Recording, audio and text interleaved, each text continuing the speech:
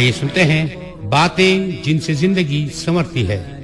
القرآن يوحدنا لطريق الخير يوجهنا الله تعالى أنزله ورسول الله معلمنا الحمد لله رب العالمين والصلاة والسلام على قائد الغر المحجلين نبينا محمد وعلى آله وصحبه أجمعين وبعد۔ محترم سامعین، دینی و ملی بھائیوں اور بہنوں، السلام علیکم ورحمۃ اللہ وبرکاتہ۔ ریڈیو کویت کے ہفتہ وار دینی پروگرام باتیں جن سے زندگی سنورتی ہے میں آپ سب کا استقبال ہے۔ یہ پروگرام آپ سب کا ہے اور آپ سب کے دینی جذبات کا ترجمان ہے۔ اس پروگرام کے ذریعہ ہم وہ باتیں سنتے ہیں جن سے زندگی بنتی، سنورتی اور سدھرتی ہے۔ آپ بھی کال کر سکتے ہیں اور SMS بھی بھیج سکتے ہیں۔ آپ کے سوالات کے براہ راست جوابات دیے جائیں گے انشاءاللہ۔ آج ہم آپ کے سامنے ایک حدیث مبارکہ پیش کریں گے اور پھر اس کی تفصیل آپ کے سامنے رکھیں گے۔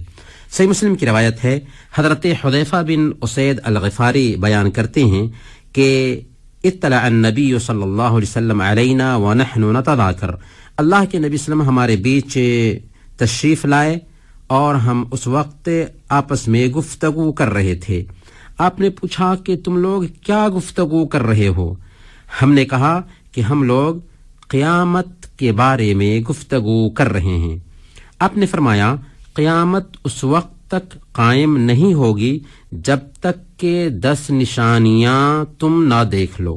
پھر آپ نے ان 10 نشانیوں کو ایک ایک کر کے گنایا، جس میں دھواں ہے، دجال کا ظاہر ہونا، جانور کا نکلنا، مغرب سے سورج کا طلوع ہونا، عیسیٰ بن مریم کا اترنا، یاجوج اور ماجوج کا خروج، اور مشرق میں، مغرب میں اور جزیرہ عرب میں زمین کا دھنسنا، اور اخیر میں وہ آگ ہوگی جو یمن سے ظاہر ہوگی اور لوگوں کو محشر تک لے کر جائے گی۔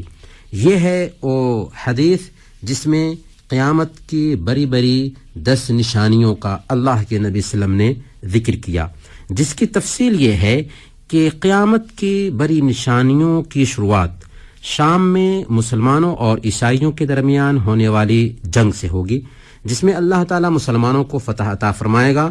اس جنگ میں فتح کے بعد اسلامی لشکر عیسائیوں کے مرکز روم کو فتح کرنے کے لیے نکلے گا۔ روم کی جنگ سے پہلے ہی حضرت امام مہدی، جن کو محمد بن عبداللہ کہا جاتا ہے اور جن کے آنے کے بارے میں احادیث تواتر کو پہنچی ہوئی ہیں، یہ فاطمہ رضی اللہ تعالی عنہ کی اولاد میں سے ہوں گے اور ایک ہی رات میں اللہ رب العالمین ان کی اصلاح فرمائے گا۔ یہ اس وقت تشریف لا چکے ہوں گے۔ عیسائیت کا یہ سب سے قدیم اور مضبوط قلعہ ہوگا، اسے فتح کر لیا جائے گا انہی کی قیادت میں۔ روم کی فتح کے بعد اسلامی لشکر ابھی مکمل طور پر فارغ نہیں ہوا ہوگا کہ اسی وقت دجال کے ظاہر ہونے کی خبر پھیل جائے گی اور مسلمان روم سے بھاگ کر کے دمشق واپس آئیں گے اور دجال کے خلاف جہاد کے لیے اٹھ کھڑے ہوں گے۔ دجال مسلمانوں کے دین اور ایمان کے لیے بہت بڑا فتنہ ہوگا۔ اللہ کے نبی صلی اللہ علیہ وسلم کا ارشاد ہے صحیح مسلم کی روایت کے مطابق کہ آدم علیہ السلام سے لے کر قیامت تک اللہ کی مخلوق میں دجال سے بڑا فتنہ کوئی نہیں ہوگا۔ لوگوں کی آزمائش کے لیے اللہ تعالیٰ اسے بہت سارا اختیار دے گا۔ اس کے حکم سے آسمان بارش برسائے گا، زمین سے نباتات اگے گی، جانور موٹے تازے ہو جائیں گے، زمین کو حکم دے گا تو اپنے خزانے باہر کر دے گی، اور ایک آدمی کو قتل کرنے کے بعد اس کو زندہ ہونے کا حکم دے گا تو واقعی وہ زندہ ہو جائے گا۔ اس طرح سے بہت سارے اسے اختیارات حاصل ہوں گے اور اللہ رب العالمین کی طرف سے آزمائش کے طور پر یہ سارا اختیار اسے دیا جائے گا، یہاں تک کہ وہ کہے گا لوگوں سے کہ میں تمہارا رب ہوں، مجھے اپنا رب مانو۔ کمزور ایمان والے لوگ اسے واقعی اپنا رب مان لیں گے اور ایمان کھو بیٹھیں گے۔ اللہ کے نبی صلی اللہ علیہ وسلم کا یہ بھی فرمان ہے کہ اس کے ساتھ میں جنت اور جہنم بھی ہوگی اور اپنے ماننے والوں کو وہ جنت میں بھیجے گا، حالانکہ اصل میں وہ جہنم ہوگی، اور نہ ماننے والوں کو جہنم میں ڈالے گا حالانکہ وہ جنت ہوگی۔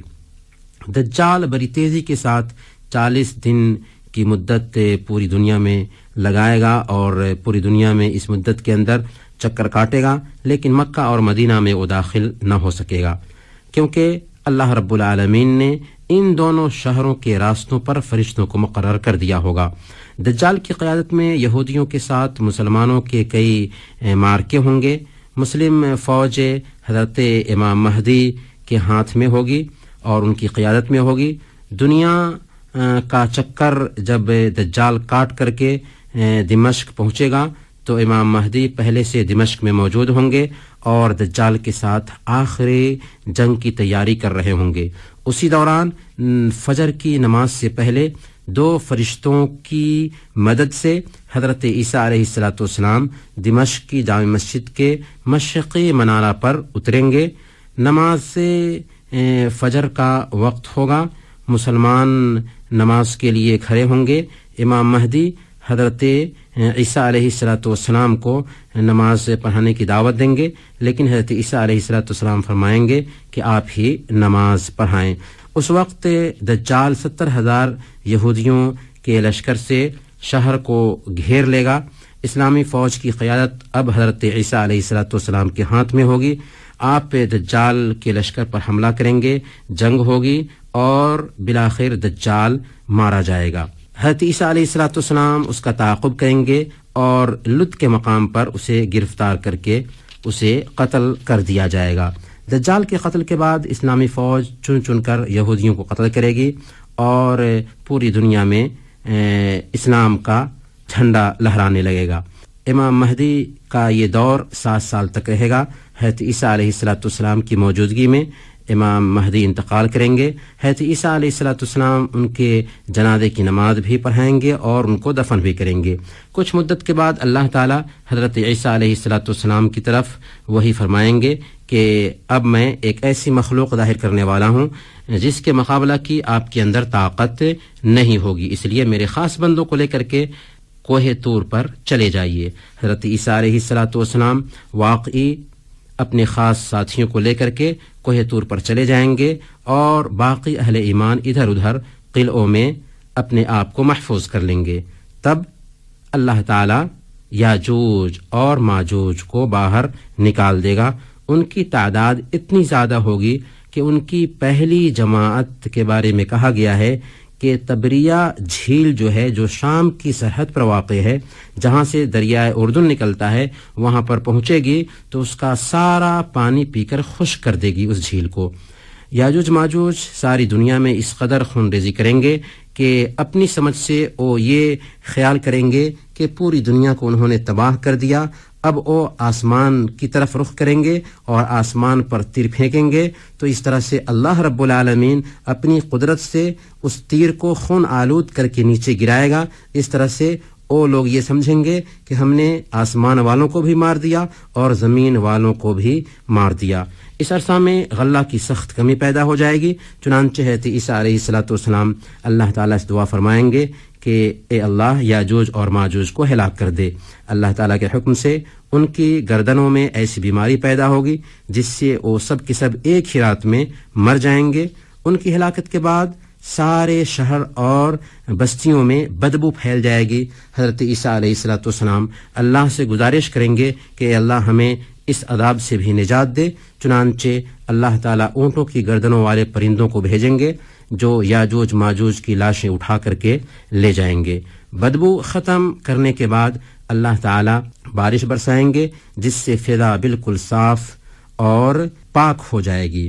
یاجوج ماجوج کے خاتمہ کے بعد ایک بار پھر دنیا میں برکت عام ہو جائے گی۔ اللہ کے نبی صلی اللہ علیہ وسلم کا ارشاد ہے کہ اس وقت ایک انار سے لوگوں کی پوری جماعت اپنا پیٹ بھر لے گی۔ حضرت عیسیٰ علیہ السلام اس کے بعد وفات پا جائیں گے۔ حضرت عیسیٰ علیہ السلام کی وفات کے بعد آہستہ آہستہ پستی کا دور شروع ہونے لگے گا۔ قیامت کی بڑی علامتیں اس کے بعد ظاہر ہونے لگیں گی۔ 3 خسف ہوگا، یعنی زمین کا دھنسنا، ایک پورب میں، دوسرا پچھم میں اور تیسرا جزیرہ عرب میں۔ خسف کے بعد آسمان سے ایک دھواں ظاہر ہوگا جو ساری زمین کو اپنی لپیٹ میں لے لے گا. سارے لوگ اس سے متاثر ہوں گے، ایماندار کم اور کافر زیادہ. آہستہ آہستہ آسمان صاف ہو جائے گا اور لوگوں کو اس عذاب سے نجات مل جائے گی. اس سے اگلی نشانی سورج کا پچھم سے نکلنا ہوگی، یعنی سورج پچھم سے نکلے گا. آپ صلی اللہ علیہ وسلم کا ارشاد ہے کہ روزانہ سورج ڈوبنے کے بعد اللہ تعالیٰ کے عرش کے نیچے آ کر سجدہ کرتا ہے اور اسے اللہ تعالیٰ حکم دیتے ہیں جس طرف سے تو آیا ہے اسی طرف سے تم لوٹ جاؤ. چنانچہ سورج پورب سے نکلتا ہے. ایک دن عرش کو سجدہ کرنے کے بعد سورج کو حکم دے گا اللہ تعالیٰ کہ جس طرف ڈوبتا ہے اسی طرف سے نکلو.